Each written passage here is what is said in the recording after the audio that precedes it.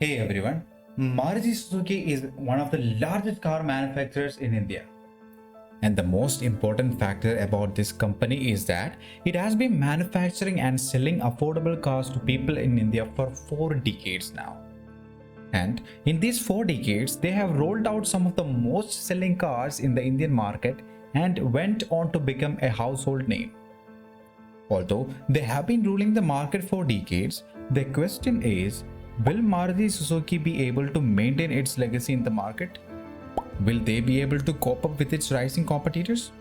And most importantly, as an investor, you'll have to be aware of the absence of newer models of the cars, lack of development in the EV segment, and negative presence over the social media.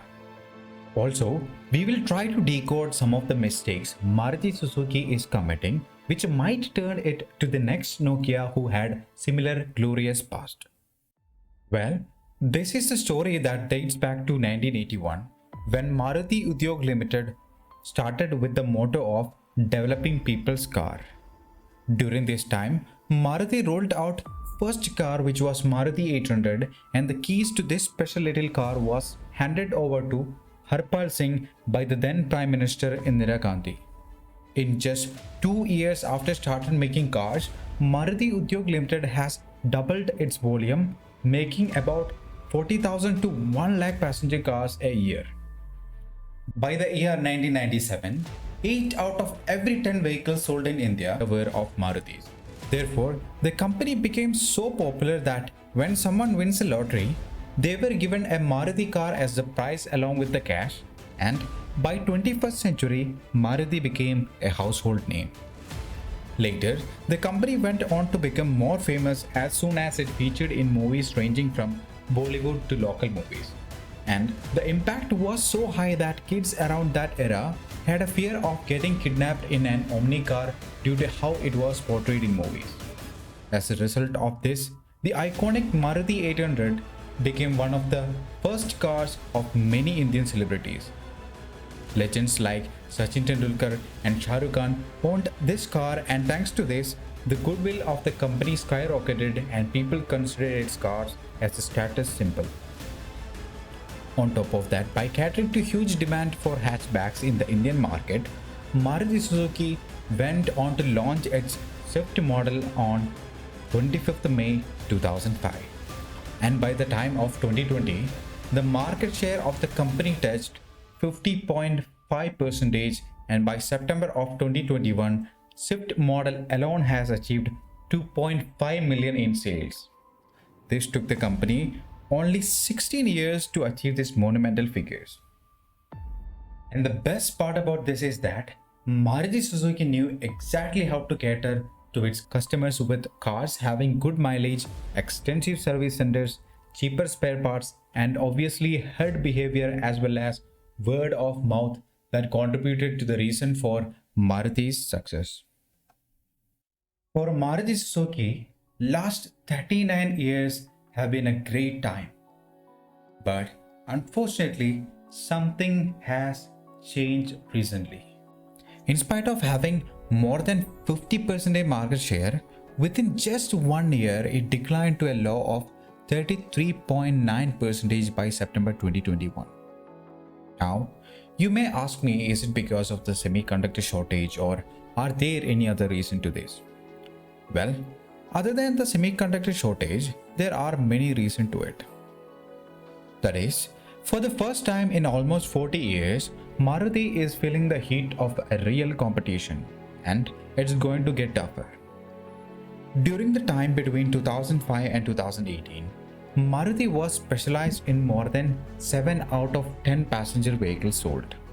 Also, 4 automakers accounted for 85% market share in 2010, with Maruti alone having 46.1%. And during this time, the competitors were making cars having minimal designs and features. Tata's cars were mostly used as taxis, and people were not preferring to bring such vehicles to their homes. Mahindra, on the other hand, mainly focused on utility vehicles such as Bolero and Jeep, which were mainly used in rural areas. This meant that Maruti Suzuki clearly had an upper hand in the urban market for family cars. But now, the tables have turned. That is, while Maruti was at its pinnacle, others have tried to learn from their mistakes and launched a variety of models by improving their quality and design of cars. In these recent years, Tata has been launching cars to almost all segments. They have achieved 5-star safety rating in almost all of their cars. Ironically, Tata used to make one of the least safer cars like Tata Nano. Also, Mahindra has gone from making Jeeps and other utility vehicles with minimal features and exposed body parts to become a manufacturer of new feature-packed range of vehicles.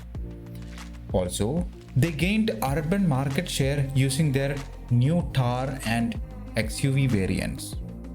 Recently, Indian consumers realized that compact SUVs are more suitable for rugged Indian roads, which most of the times have potholes or even rough terrains. This suddenly pumped up the demand for SUV segment as a whole. And this is where the second reason comes up, which is not having enough products in SUV segment. If we look at Mahindra and Tata, they have a list of cars in this segment. And to make matters worse, Hyundai and even the newcomers like Kia, MG and Renault was able to cater well to this segment. And this was of course reflected in the latest sales of SUV in October, where Hyundai and Tata had top 2 positions in the number of sales. Also, almost 7 out of every 10 cars sold in India are now SUVs, which on the other hand used to be hatchbacks.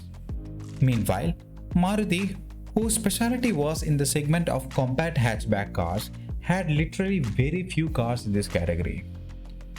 All they have is Vitara Brezza that was launched way back in 2016 and the facelifted model of Ertiga, which is not a clear SUV, and obviously both of them doesn't have any features like navigation system or sunroof, which is such a necessity for people in India nowadays. On top of that, people on the internet made fun of recent new models launched, which were of Espresso and Celerio. Also, company seems to have a something which we like to call as a facelift disease. That is, instead of bringing new models, the company has been launching upgraded models of the same existing cars more often just so that they can keep the cost low. For instance, the original Wagon R was launched in 1995, Swift in 2005, Baleno in 2015 and Vitara Brezza in 2016. It makes me wonder if the designers at Maruti Suzuki are just too lazy. Beyond this, Maruti is failing to realize that the age of movie marketing or mouth-to-mouth marketing is slowly fading away. Remember, we are in 21st century and the buying power is now concentrated on Generation Z's. Even if we are buying an earphone, we tend to watch at least 100 videos and then go for the best one in the market within our budget. Along with this, the kind of videos on which Maruti is getting noticed on YouTube are relatively poor. Social media comments on how poorly designed the cars and how bad the build quality is actually taking away the new generation buyers from the brand. Maruti's time as a brand that depended on someone saying that my cousin bought a Maruti and it's good, so you should get one too, seems to be well over ever since the internet became a thing in the last 2 to 3 years in the country. Interestingly, during an interview in October 2021, Maruti Suzuki chairman R.C. Bhargava was asked about the company's plan for launching an EV based on government's new PLI scheme. His response to the question was like this, quote, "In any case, our program of launching an electric vehicle is not going to change because of the PLI scheme. I think a launch date or when you expect to launch the vehicle is something to be decided basically by Suzuki in Japan." End quote. For a market leader company to wait for a decision from its parent company in Japan sounded rather astonishing. Not only that, he went on to add that the company's focus is mainly on CNG and there are plans to bring CNG to more models. And to me at least, this sounded very odd considering that whole world is shifting to EVs and Maruti Suzuki is talking about CNGs. Meanwhile, oil marketing companies in our country such as HPCL, BPCL, Indian Oil are setting up thousands of charging stations all over the nation. But Maruti still believe that electric vehicles are far ahead and doesn't have the infrastructure. All these factors reminded me of a great company called Nokia. You see, around 2007, Nokia had a smartphone market share of 49.3%, and they had the option to adopt Android before anyone else, but they simply refused to do so. In fact, they stuck onto a very mediocre operating system called a Symbian. But then again, it was never too late. But even after realizing that Symbian is not the future, they chose to adopt a Windows operating system instead. As we all know, the rest was history. That is, by the time the company decided to finally accept Android, it was already too late. A major company such as Nokia had disappeared from the smartphone market with the arrival of newcomers who provided Android phone with tons of features within our budgets.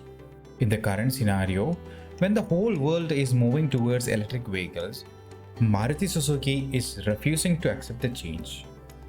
Even though as the market leader, they should be the one pioneering it, instead, it's being done by a company with 10.77 market share with a balance sheet of net loss. And this of course is none other than Tata Motors, who have not only improved their design and became the first company to roll out practical electric cars with affordable cost tag in India, but also has been increasing its market share in past few years with its customer-centric approach in many ways. Now that is not all. If you look at the millennial consumers, you will understand that there is need for more at lower cost. This of course was reflected in the sales of smartphones since 2016, where consumers had a trend of wanting to have more features at budget price. By that terms, let's try to check out interiors of few of the cars that Maruti Suzuki is in competition with, and here I will leave you to decide which one is having more features. On top of that, one cannot ignore the kind of negative publicity Maruti is getting all over the internet due to its poor safety rating, which is also making consumers think twice. After all, the disposable income has been on an increasing trend, and those who are buying the cars are not just buying it because they just want it as a status symbol anymore.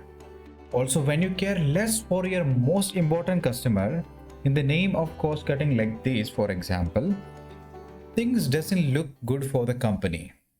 But do we believe that this is the end for Maruti Suzuki as a company? Well, not yet. Not yet at least. You see, it took Nokia around 8 years to realize that Android is the next big thing, but it was too late. And for Maruti, the time is ticking, but it's yet to run out of it. Before this, once Tata fell into the same ditch, but they rebounded with their acquisition of Jaguar Land Rover and then revamping the whole company, which resulted in the Tata's design to be improved as well as consumers started to respond well to the company's product. Maruti Suzuki, on the other hand, is yet to fall into the same ditch considering the market share. Also, it is still having a huge cash flow, so a lack of resources is not a reason for sure.